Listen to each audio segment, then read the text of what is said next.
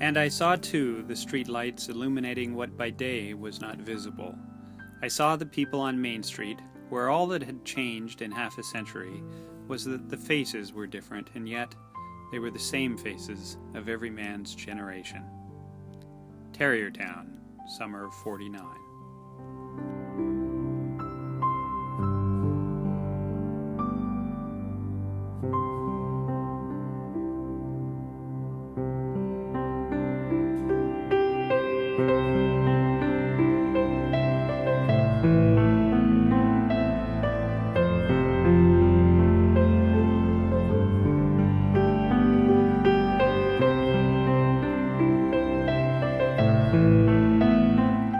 On the three bridges, and at the place I remembered as the Four Corners, life went on, people came and went, and a town breathed and moaned a rich ancestry, speaking of not only blood, but stone, and how without the one, there wouldn't be the other.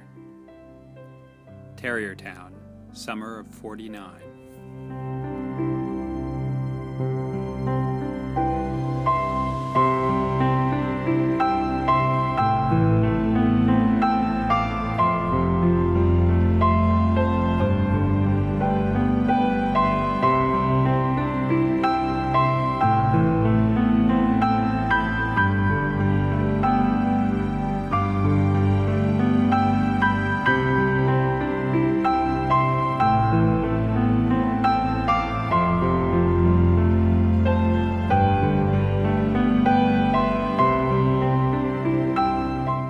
On a winter's night at the fabled Galterina Gardens, with the portrait of Gordie Howe looming larger than life on the west wall, and the air reminiscent of days of yore, we are reminded of Howe and his connection to the city along the Grand.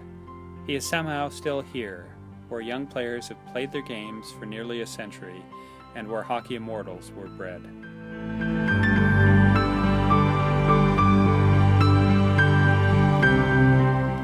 Here young boys dreamed big dreams and grew into men.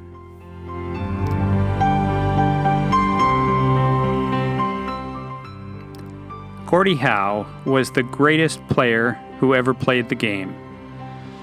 Marty Pavlich, Galt Junior Red Wing teammate with Gordie Howe. 1944-45.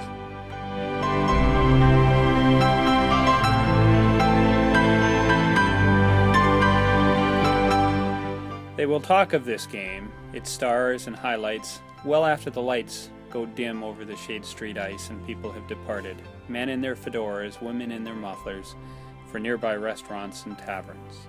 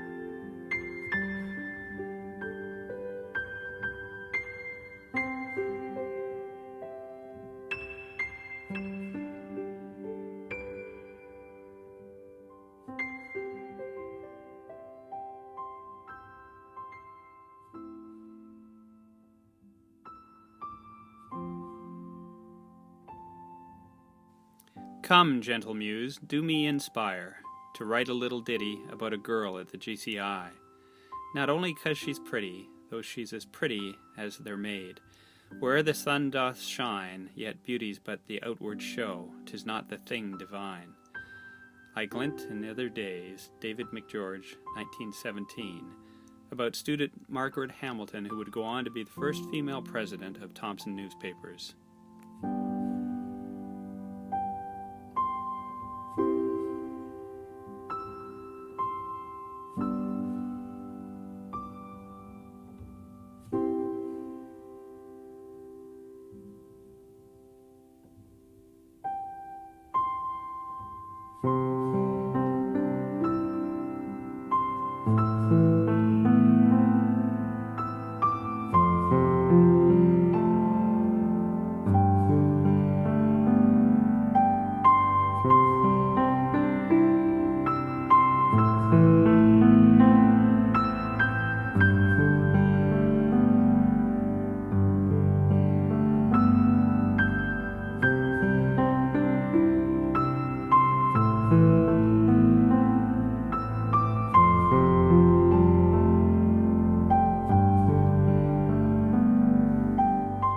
In the morning, when the sun comes, and the birds begin their song, when the grass is wet and heavy, that's the place where I belong.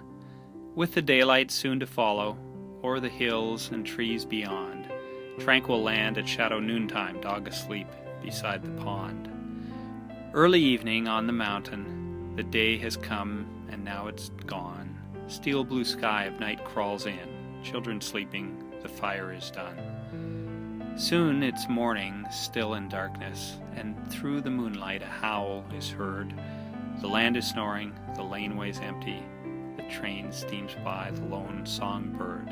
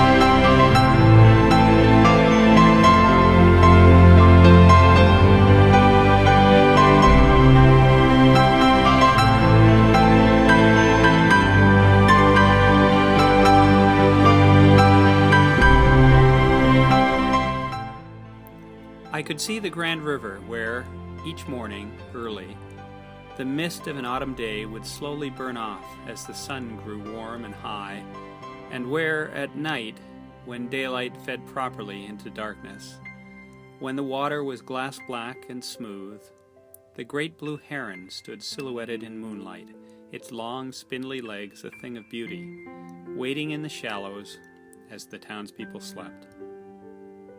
Terriertown, summer of '49.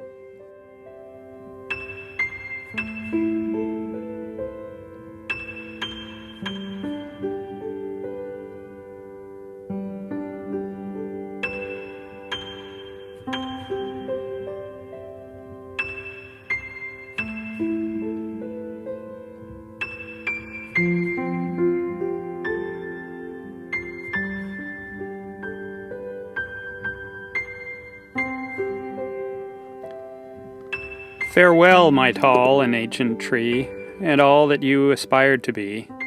You stood against the skies of youth, canopied me as I cut my first tooth.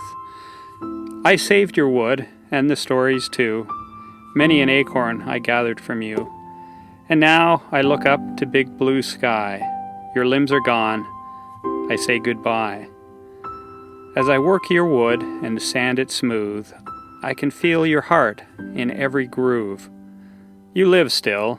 We have turned a new page, yet your rings betray an ancestral age.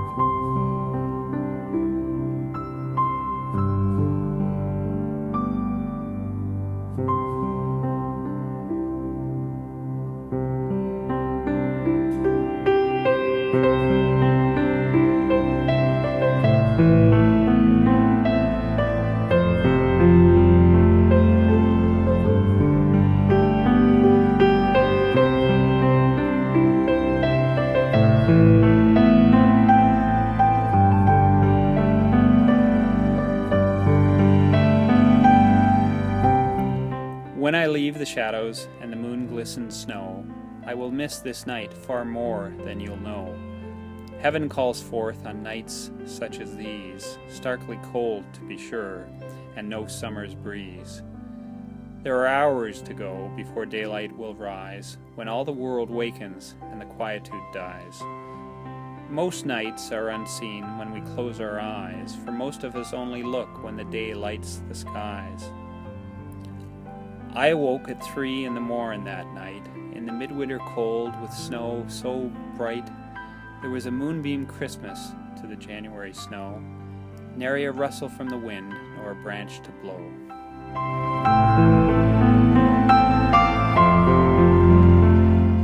If ever you chance upon a star, and dream of the unknown from oh so far, wish upon its beauty with all your might, and pray for the morn that follows the night.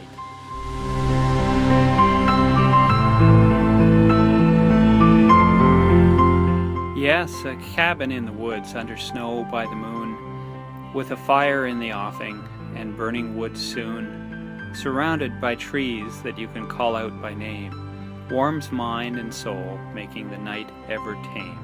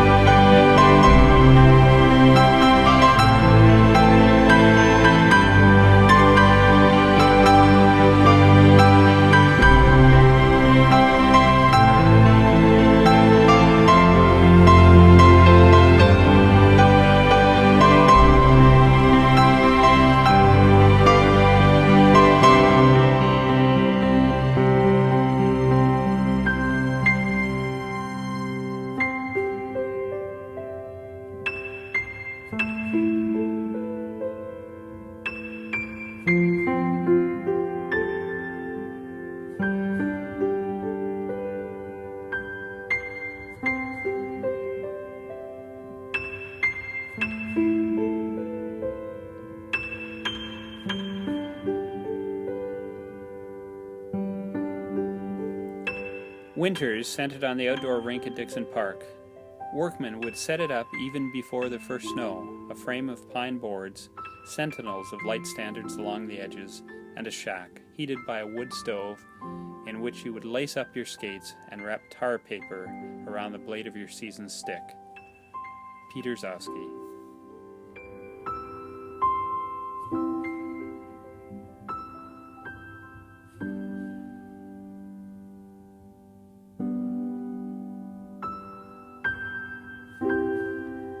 Winters in Galt were clear, full of dreams and promise. Sometimes, skating by myself in the cool, crisp morning light, whirring around the rink with only the scrape of my blades to break the stillness, I could hear Foster Hewitt's voice. 3-all zone. Lamoureux rolls it out on the left side. It's picked up by Maggio. Maggio trying to come in on. He does. He shoots. He scores!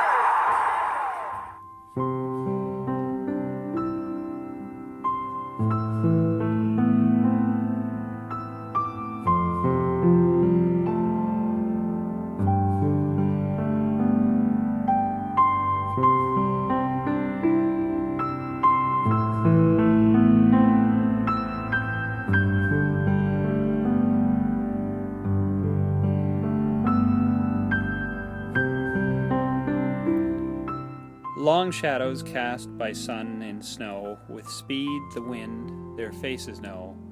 Boyhood feats on streams unknown, cold on face and winter blown. The skaters lace their long blades, gliding ice till winter's end. Who are these able athletes? They are brothers of the wind.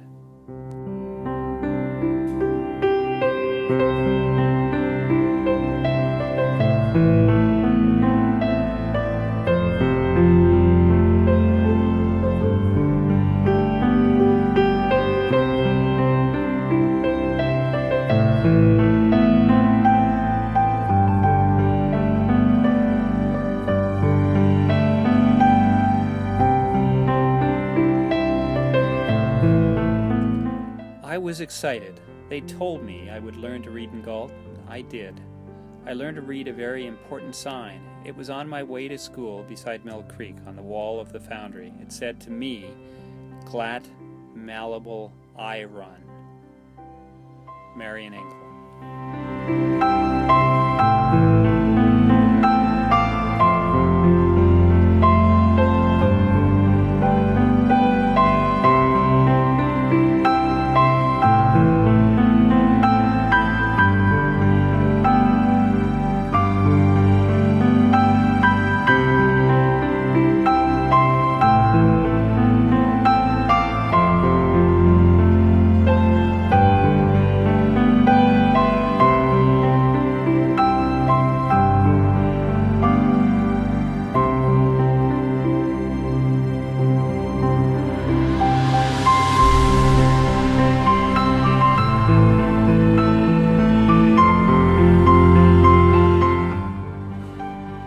There is another game on the river flats tonight, so come, old man, maiden, young man, child. Baseball and summer, breathing life and eternity, have always graced the West Valley floor, where words, even today, speak of and through the seasons, and where the stories are written great and tall on the green summer grass, wiped clean by the morning dew to prepare for the next tale.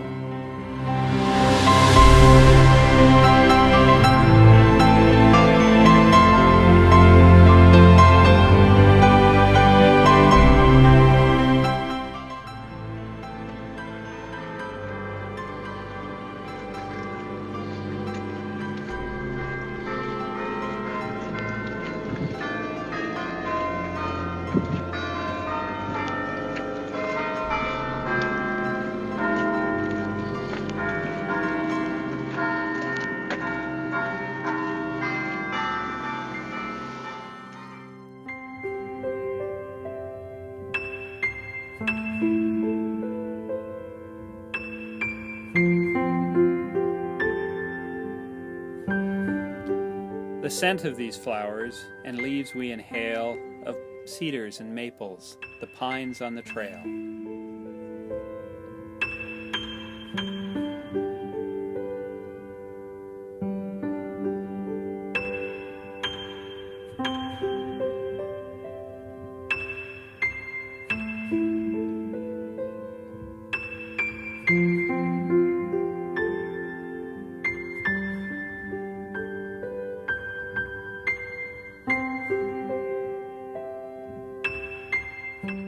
I was a single kid, all by myself, and scared to death. Gordie Howe, on his arrival in Galt in the fall of 1944.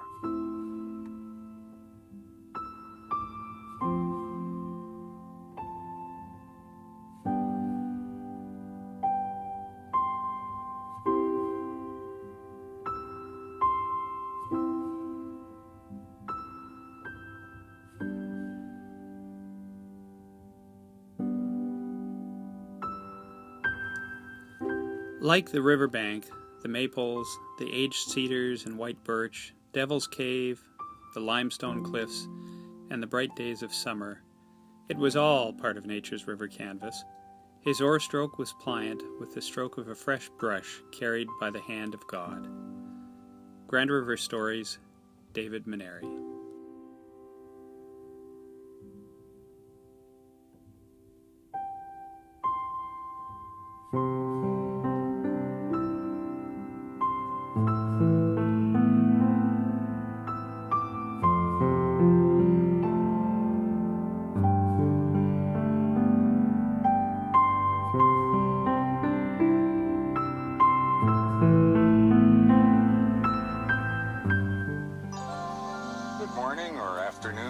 nights, or even evening. I'm Peter Zosky. This was Morningside.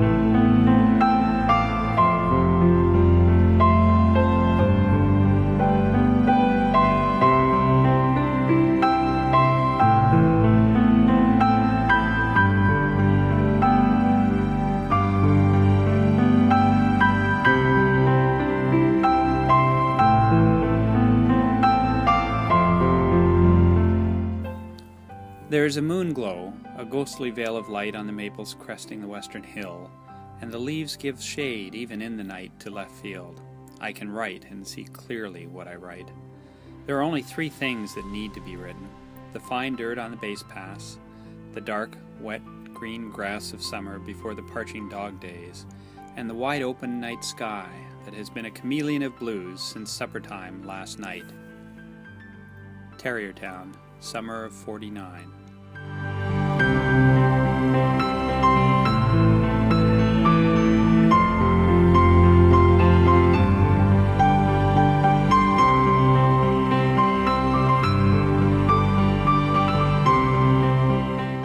She was Jimmy's dog, a remnant of summer days spent along the ancient river when Jimmy would take me fishing behind Scroggins' shoe factory or out back of the old stone mill near the dam.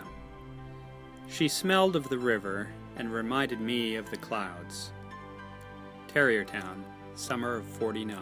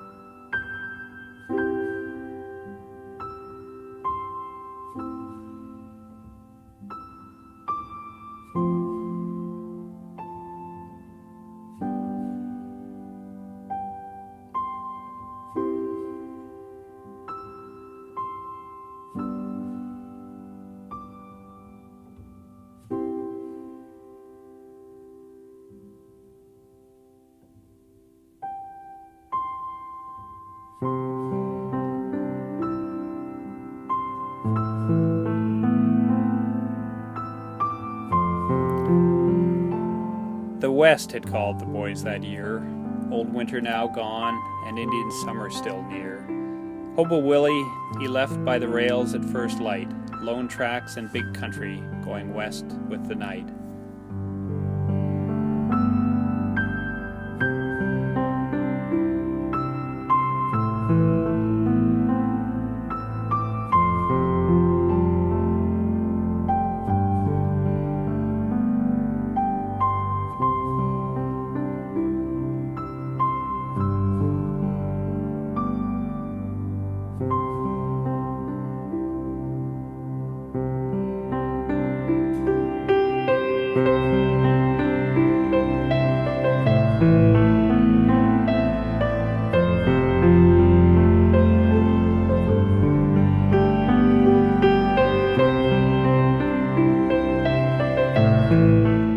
I was 5 when I went to that town, and 10 when I left it. Now I know if there is iron in my soul, it comes from Galt. Glad. It was a character-building sort of place. Marion Engel.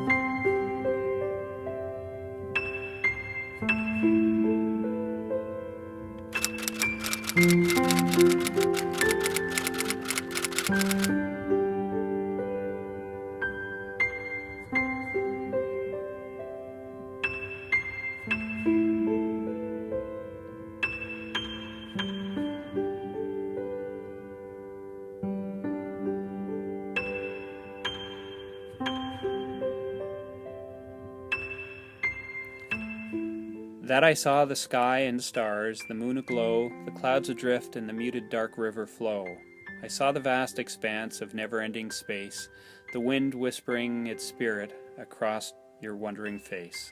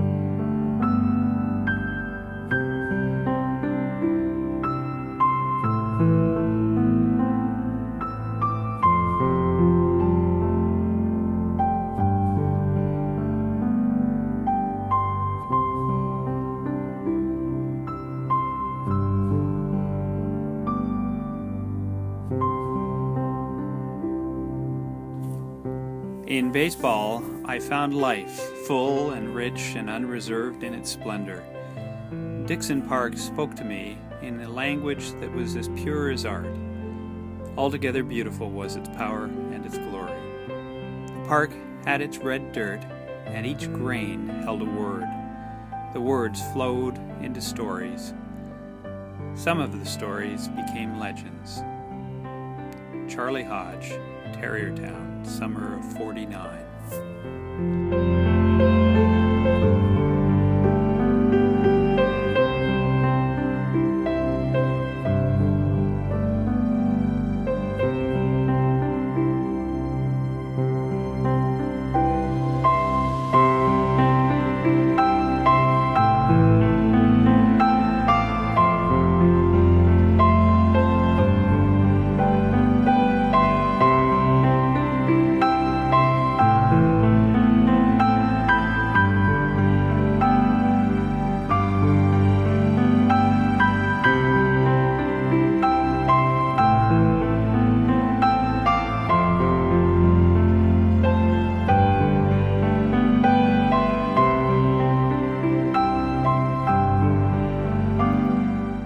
I stared long and hard at the brooding town, the quiet town square, the century-old stone churches with their needlepoint spires on top of massive bell towers, the library and curling club, and the immovable cannon facing up Main Street through the fountain, all of which had seen so many sun-ups and sundowns as to make the days of my life seem minuscule. And I saw, too, the street lights illuminating what by day was not visible.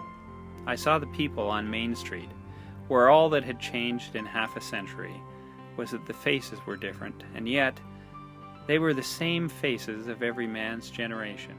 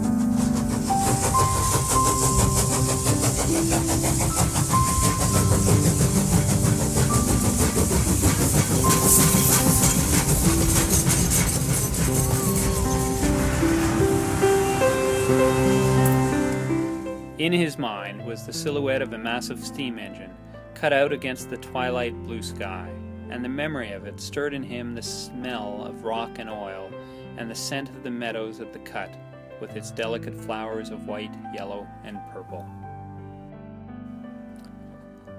He and Hobo Willie shared a common bond. The tracks they had started on would never end, and the tracks that did end were not the tracks they chose.